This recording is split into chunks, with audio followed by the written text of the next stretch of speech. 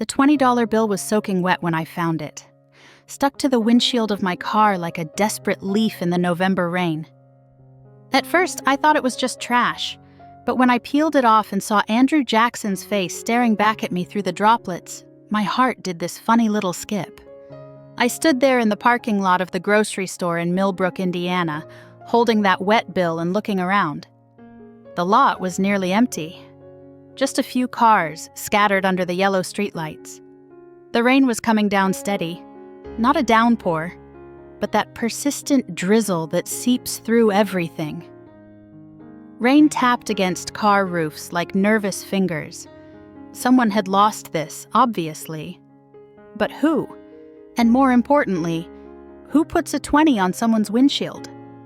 My name's Rachel, and at that point in my life, I was 27 years old and working 2 jobs just to keep my head above water. That morning, I'd tipped the milk carton over my cereal bowl only to have a few pathetic white drops fall out.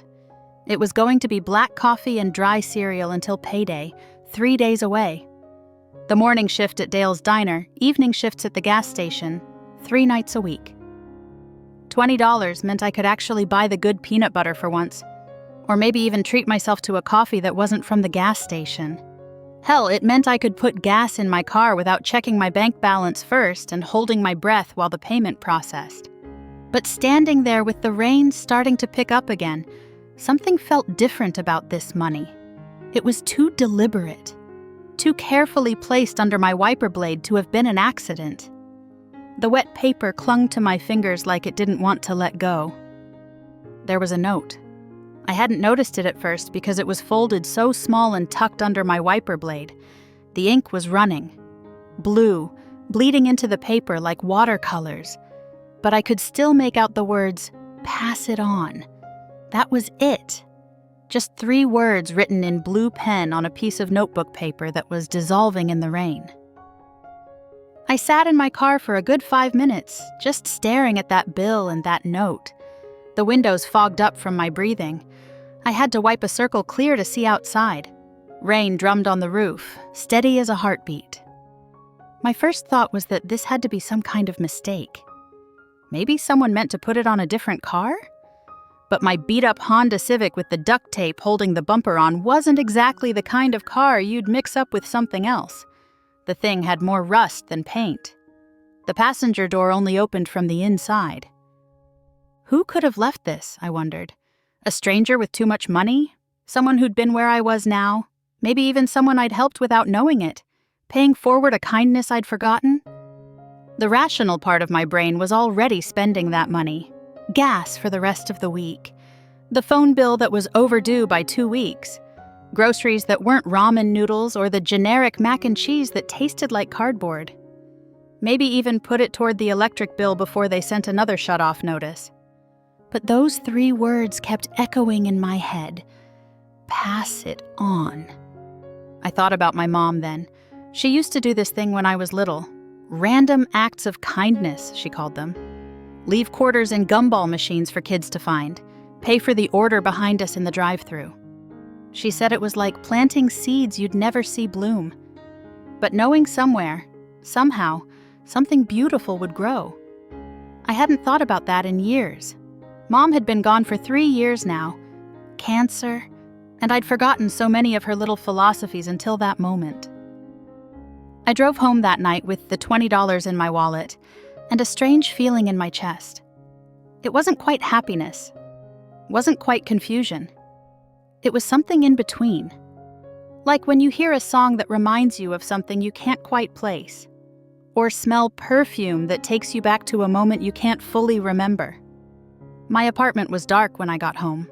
I'd been keeping the lights off to save on electricity, navigating by the streetlight that filtered through the thin curtains.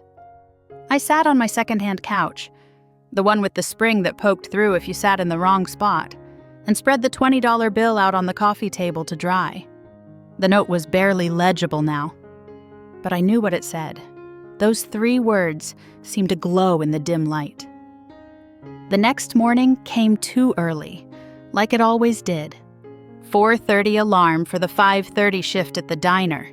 I stopped at Dale's Diner for my shift. the familiar brittle jingle of the bell above the door announcing my arrival. The place smelled like bacon grease and coffee, that combination that gets into your clothes and stays there. The air was thick with the clatter of ceramic plates and the low hum of conversation, the soundtrack of every morning in Millbrook. I'd been waitressing there for about 6 months, mostly breakfast and lunch crowds, good people, terrible tips, but it kept me busy. Dale himself was behind the grill when I walked in, his white apron already splattered with grease, his gray hair poking out from under his paper cap. He was in his 60s, had owned the place for 30 years, knew everyone in town by their order. "Morning, sunshine," he called out, not looking up from the eggs he was scrambling. "Coffee's fresh, well, fresh as it gets here." He finally glanced up, his eyes briefly scanning my face. "You eating enough, kid? You look tired." It was as close to a hug as Dale ever got. "I'm fine, Dale. Just a long week," I said, tying my apron. "Yeah, well, make sure you grab something before the rush. Can't have you passing out on me." I tied my apron and grabbed my order pad. But my mind kept drifting to that $20 bill. Who leaves money on a stranger's car? And why mine?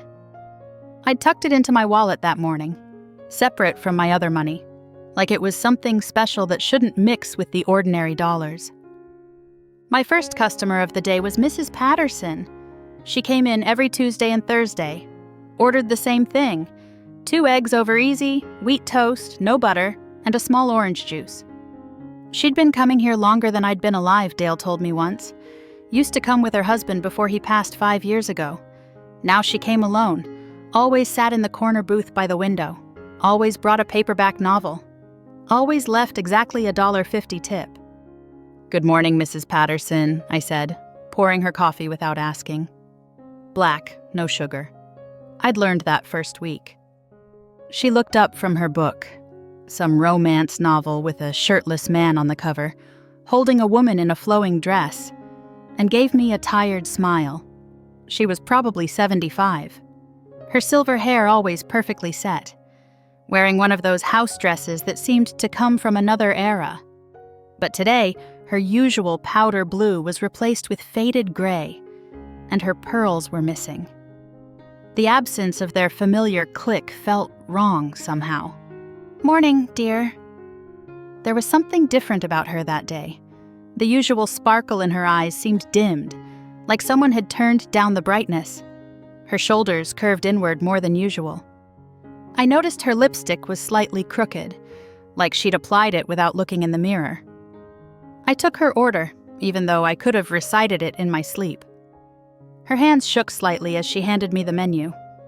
The paper rattled between her fingers. "Everything all right?" I asked. She waved me off, but the gesture lacked her usual energy. "Oh, just one of those weeks, honey. Nothing a good breakfast won't fix." But as I walked back to put her order in, I caught her dabbing at her eyes with a napkin. Not the delicate dab of someone with allergies, but the desperate swipe of someone trying not to fall apart in public. The morning rush came and went, truckers heading through town, their semis lined up outside like sleeping giants, office workers grabbing coffee and pastries, checking their phones while they waited. Martha from the post office complaining about her bunions, Jim and Eddie arguing about football over their hash browns, the usual crowd, the usual orders, the usual rhythm of small-town life. But I kept glancing over at Mrs. Patterson. She'd barely touched her eggs, just pushed them around her plate while staring out the window at the rain that had started up again. When I refilled her coffee for the 3rd time, she hadn't taken more than 2 sips from the previous refill. The eggs were cold now, congealed and sad-looking on the plate. Her book lay closed beside her, bookmark still in the same place it had been when she came in. "Can I get you something else, Mrs. Patterson? Maybe some fresh eggs?" She shook her head, attempting a smile that didn't reach her eyes. "No, dear. I'm just not very hungry today. Suppose I should have stayed home." When I brought her check, she counted out exact change from a worn coin purse, the kind with the metal clasp that clicks. She took extra time with the quarters and dimes, dropping one that rolled under the table. I knelt to get it for her. That's when I noticed the envelope sticking out of her purse. Past due notice. Electric company. Final warning printed in red letters that might as well have been screaming. My stomach twisted. I knew that envelope. I had 3 just like it in my kitchen drawer. I stood at the register, holding her $12.37, and thought about that 20 in my wallet. Pass it on. The words whispered in my head like my mom's voice. Before I could talk myself out of it, I grabbed a to-go box from under the counter and headed back to her booth. My hands were shaking a little. I hoped she wouldn't notice. "Let me box this up for you," I said, scooping her barely touched breakfast into the container. "And actually, there was a mix-up with your order. It's on the house today." She looked up at me, confused. "What mix-up? Everything was fine, dear. The eggs were cooked perfectly." "Computer glitch," I lied. My face heated up. "Dale says whenever that happens, the meal's free. New system, you know how it is. Technology." I waved vaguely toward the ancient cash register that hadn't been updated since the 90s. Mrs. Patterson stared at the money in her hand like she'd never seen cash before. "But are you sure?"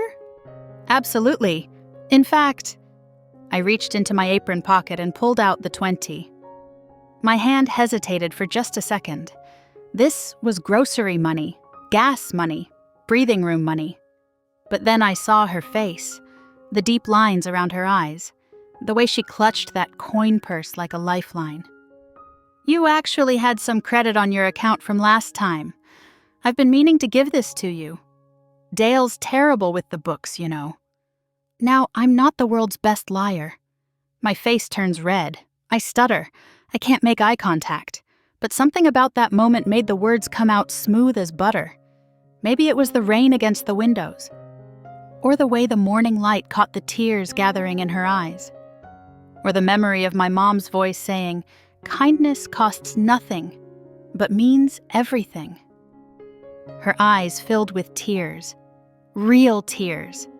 Not the dainty kind you see in movies, but the kind that make your nose run and your makeup smear.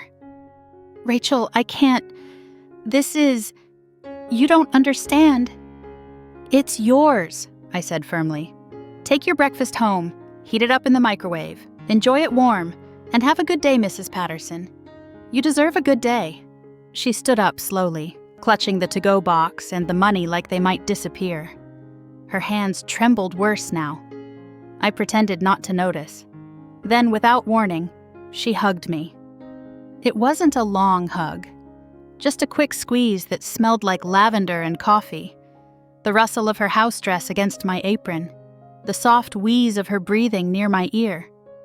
But I felt something transfer between us. Not the money, something else, something harder to name. Hope, maybe, or faith, or just the recognition that we weren't as alone as we thought. "You're an angel," she whispered against my shoulder. "I was going to have to choose between electricity and food this week.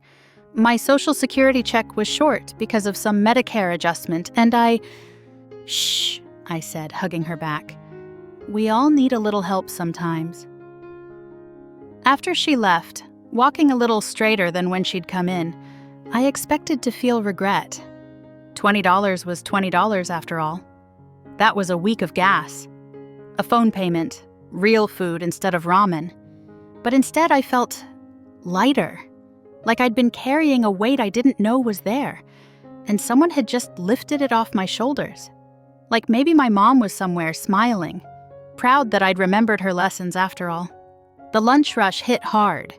Dale was cranky because the coffee machine was acting up again, making that grinding noise that meant expensive repairs were coming. We ran out of apple pie by noon. Mrs. Henderson threw a fit because she'd driven all the way from Riverside for our apple pie specifically. Some kid spilled an entire chocolate milkshake on the floor. His mom just watched while he finger-painted in it. But I kept thinking about Mrs. Patterson's face when I handed her that money, the way her eyes had gone from despair to disbelief to something like joy. Around 2 o'clock, things finally slowed down. The rain had stopped. leaving everything outside looking clean and shiny. I was refilling ketchup bottles, the glamorous life of a waitress, when Tyler, our busboy, came up to me. Tyler was 17, all knees and elbows and acne, saving up for college because his dad thought education was a waste of money. His mom worked 3 jobs just to keep them afloat. Quiet kid who kept to himself mostly, always had earbuds in when Dale wasn't looking. "Hey, Rachel, weird question," he said, fidgeting with his apron strings. He had that nervous energy teenagers get when they're not sure if they're in trouble. "Did you see anyone messing with the tip jar earlier?" My stomach dropped. We'd had problems with theft before. "No, why? Is money missing?" He shook his head, a confused smile spreading across his face. "That's the thing.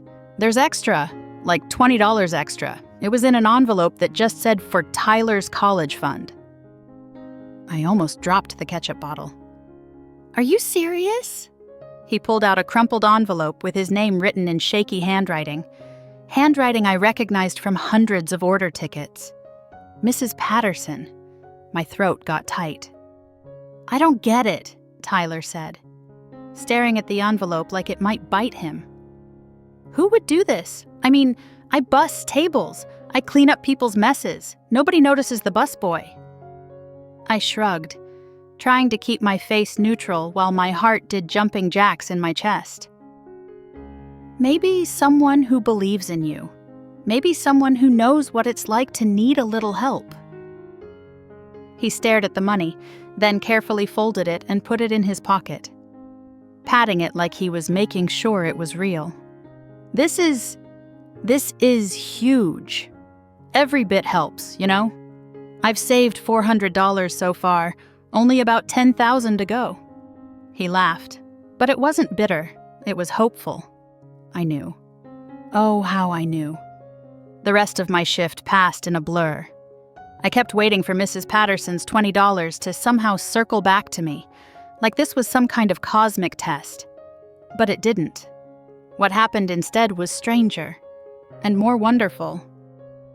Tyler started whistling. I hadn't even known he could whistle, but there he was, carrying bus tubs and whistling some tune I didn't recognize, something classical maybe. He smiled at customers, real smiles, not the practiced service industry kind. He helped old Mr. Garcia to his car without being asked, even though Mr. Garcia always smelled like mothballs and cigarettes. He even stayed an extra half hour after his shift to help Dale fix the coffee machine. And when Dale tried to pay him extra, Tyler said, "Nah, we're good, just being helpful." "What's gotten into that boy?" Dale asked, watching Tyler work. He was elbow deep in the coffee machine, grease on his face, grinning like he'd won the lottery. "He's like a different kid today. Usually I can't get him to stay 1 minute past his shift." I just smiled and kept wiping down tables, thinking about ripples in ponds, about seeds planted in dark soil, about the way kindness moves through the world like light through water. The next day, I was pumping gas at the Quick Stop on Maple Street when I saw Tyler's beat-up bicycle parked outside the pharmacy next door. The bike was more rust than metal, held together with duct tape and hope, but Tyler treated it like a Harley. Through the pharmacy window, I watched him at the counter, talking animatedly with June, the pharmacist. He was gesturing wildly, the way he did when he got excited about something. Then he handed her something, an envelope, and her face lit up like Christmas morning. June was maybe 40, always had a kind word for everyone, always asked about your family like she really wanted to know. She'd been looking tired lately, dark circles under her eyes that makeup couldn't quite hide. I found out later that June's cat, Whiskers, a fat orange tabby she'd had for 12 years, needed surgery. Kidney stones, $800. She'd been telling anyone who'd listen how she didn't know how she'd afford it, how Whiskers was all she had since her divorce, how she'd been eating peanut butter sandwiches for lunch to save money. Tyler had given her $20 toward the vet bill. "It's not much," he'd apparently said, "but maybe it helps. Whiskers is good people, well, good cat." That phrase, "maybe it helps," started popping up all over town like dandelions after rain. June used part of her savings, the part she could now spare thanks to Tyler's contribution, to pay for groceries for her neighbor, Sandra, who'd just had a baby. Premature. Tiny little thing named Hope. Sandra's husband had been laid off from the factory the week before the birth. They were drowning in medical bills. June just showed up with 3 bags of groceries and a casserole, saying, "Maybe this helps." Sandra, feeling overwhelmed by the kindness, started a meal train for the Morrison family who were dealing with Mr. Morrison's cancer treatments. Every day, someone would show up with a hot meal. Always that same phrase, "Maybe this helps." The Morrisons, not to be outdone in the kindness department, started driving other patients to their chemotherapy appointments. "We're going anyway," Mrs. Morrison would say. "Maybe this helps." Someone in that carpool paid for a stranger's coffee at the drive-thru. That stranger bought groceries for the food bank. Someone at the food bank paid for a kid's school supplies. That kid's mom started tutoring other kids for free. "Maybe this helps," became the unofficial motto of Millbrook, Indiana. It was like watching dominoes fall. But instead of knocking each other down, they were lifting each other up, each one rising a little higher than the last. 2 weeks after I found that $20 bill on my windshield, I was back at the grocery store parking lot. Same time of evening. Same yellow streetlights making everything look like an old photograph. Same November chill in the air that made your breath visible. But everything felt different. The whole town felt different, like someone had turned up the color saturation on the world. Mrs. Patterson had started coming to the diner every day instead of twice a week, always ordering extra to take to her neighbor who couldn't get out much. "Mr. Jameson broke his hip," she'd explained.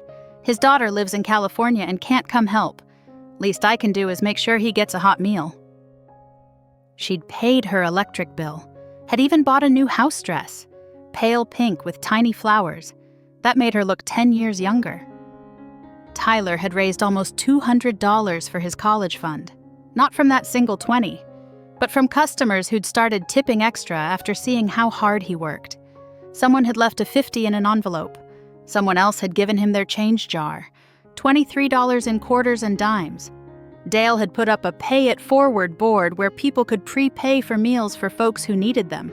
The board was always full. "This town's gone crazy," Dale said one morning. But he was smiling when he said it. "Good crazy. Haven't seen anything like it since, well, ever." The town felt warmer somehow. Not the weather. November in Indiana is cold no matter how you slice it. The kind of cold that settles in your bones. But the feeling in the air. People held doors for each other. They smiled more. They asked, "How are you?" and actually waited for the answer. The grocery store started a program where you could round up your total to help pay for others' groceries. The library waived all late fees and started a free lunch program for kids on weekends. Even the DMV people seemed friendlier, which was nothing short of a miracle. I was loading groceries into my car. Good peanut butter, I'd finally bought the good stuff. And real milk, not the powdered kind, when I saw her. A young woman, probably mid-20s like me, standing by a rusty pickup truck that made my Honda look like a luxury vehicle. She was wearing a uniform from the chicken plant outside town, her hair pulled back in a net, exhaustion written in every line of her body. She was counting change in her palm, that familiar look of calculating whether she had enough, pennies and nickels and dimes, sorted into little piles on the hood of her truck. I recognized the slump of her shoulders, the way she kept recounting as if the total might magically change, the quiet desperation of trying to stretch nothing into something. Without thinking, I walked over. My feet moved before my brain caught up. "Excuse me, I think you dropped this." I held out a $20 bill. Not the same one. That was long gone, spread throughout Millbrook in ways I'd never fully track. This was from my tip money, earned fair and square from people who'd been tipping better lately. People who'd been touched by the kindness wave in their own way. She looked at me, confused. Her eyes were tired, the kind of tired that sleep doesn't fix. I didn't drop anything. I'd know if I had $20. Are you sure? It was right by your truck. She hesitated, need fighting with pride on her face. I knew that battle. I'd fought it myself 100 times. Pride usually won, even when you were hungry, especially when you were hungry. I don't think... Please, I said, pressing it into her hand. Her fingers were cold, rough from work. It's yours. We all need a little help sometimes. She took it, tears springing to her eyes. They spilled over before she could stop them, leaving clean tracks through the dust on her face. Thank you. You don't know what this means. I just started this job and the first paycheck isn't for another week, and my daughter needs... Thank you. I started to walk away, then turned back. The words came without thinking, like they'd been waiting there all along. Hey, can you do me a favor? She nodded, wiping her eyes with the back of her hand, clutching that 20 like a lifeline. Pass it on, when you can. Doesn't have to be money, just pass it on. The look on her face, surprise melting into understanding, then determination, told me she would. Maybe not today, maybe not with that exact $20, but somewhere, somehow, she'd keep the chain going. She straightened her shoulders, lifted her chin a little. I will. I promise I will. I drove home that night thinking about ripples in water. How one small stone can create waves that reach shores you never see. How kindness is like a match in a dark room. It only takes one to help everyone see. That $20 on my windshield had done more than help with bills or buy better groceries. It had reminded all of us, that we're not alone. That kindness isn't a limited resource that runs out if you use too much. That sometimes the smallest acts create the biggest changes. My apartment didn't seem as dark that night. Maybe it was just my imagination. But even the streetlight seemed to shine a little brighter. Later that evening, I got a text from a number I didn't recognize. All it said was, "Thank you for the groceries. My daughter smiled for the first time in days. I'll pass it on, promise." I smiled, tucked my phone away, and made dinner. Nothing fancy, just spaghetti and marinara from a jar. But I added fresh basil from the plant Mrs. Patterson had given me. "From my window garden," she'd said. "Maybe you'd like to start one too." Everything tasted better those days. Food, air, life, everything. The chain didn't stop. It's been 6 months now, and I still see it happening.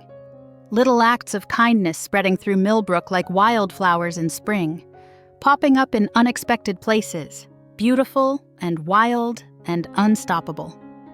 The $20 bills aren't always $20 bills anymore. Sometimes it's a bag of groceries left on a doorstep. Sometimes it's snow shoveled without being asked.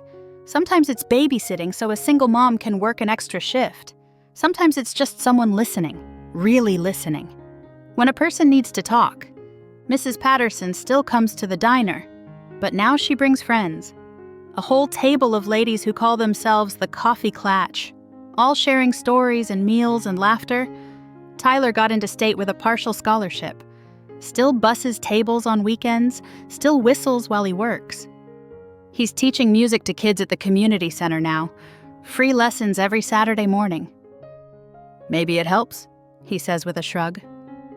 But his eyes light up when he talks about his students. Dale's Pay It Forward board has fed more people than we can count. He had to get a bigger board, then another one. Now the whole wall behind the register is covered in receipts, each one a story of someone helping someone else.